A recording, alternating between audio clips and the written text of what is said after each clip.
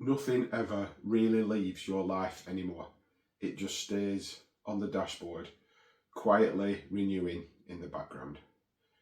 Tuesday, early morning, you're walking through the city centre, half awake, phone in your hand, your coat zipped up, and there's an advert on the side of a bus shelter. It's not for coffee, but for coffee as a service. 3 cups a day, £25 a month. Cancel anytime. You clock it without stopping. Your brain files it under normal, and that's the moment something tightens. That this isn't new, it's just one more. You already pay monthly for music that you don't own, shows that disappear, and storage that you can't see. Software you once bought outright is now a recurring fee. Fitness access, news access, food access, even calm, sleep, focus. All of it is packaged, tiered and renewable. It isn't dramatic, it isn't reckless, it's $4.99, $9.99. Small enough to ignore, but permanent enough to forget. And yet, when the numbers settle, the reality shifts. Nothing ever really arrives in your life anymore, and nothing ever really leaves. You don't decide what stays in your life anymore. You just stop noticing what continues. I'll cancel it later. It's only a few quid. I might need it. Later is a mathematical impossibility in a system built on your fatigue. A few quid is background noise designed to bypass your critical thinking.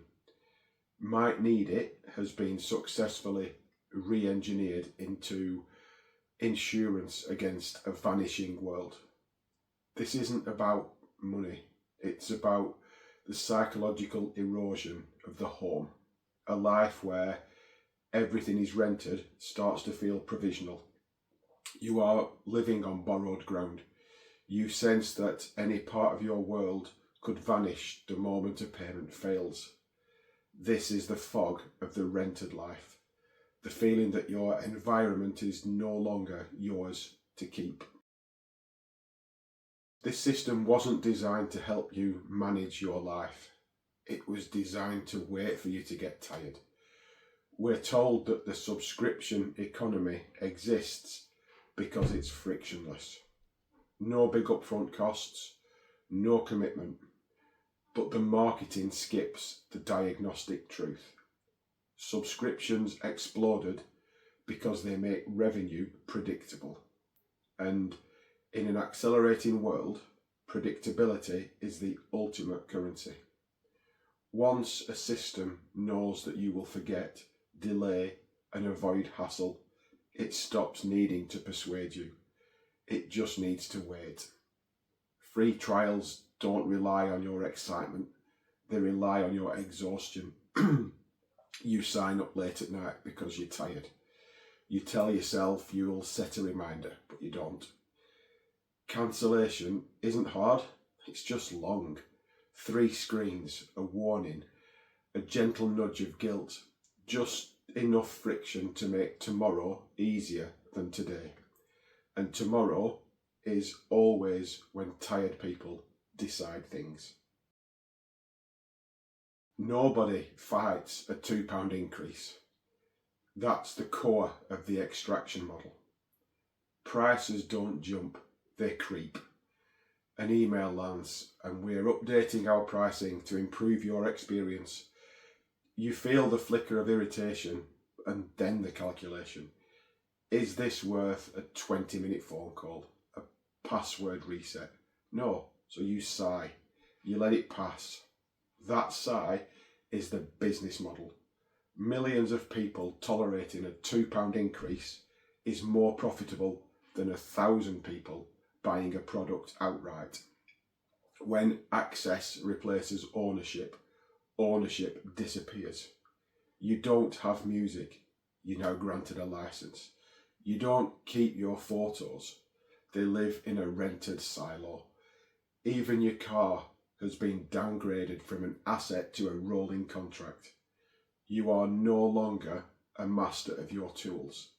You are a tenant of your own existence. Even when it's comfortable, a rented life is biologically unstable. When access replaces ownership, choice becomes passive. You're not actively deciding what belongs in your life. You're defaulting to whatever quietly renews. Your environment fills itself with ghosts that you haven't exercised yet, because nothing asks loudly to stay. Nothing feels consciously chosen. This has an existential cost.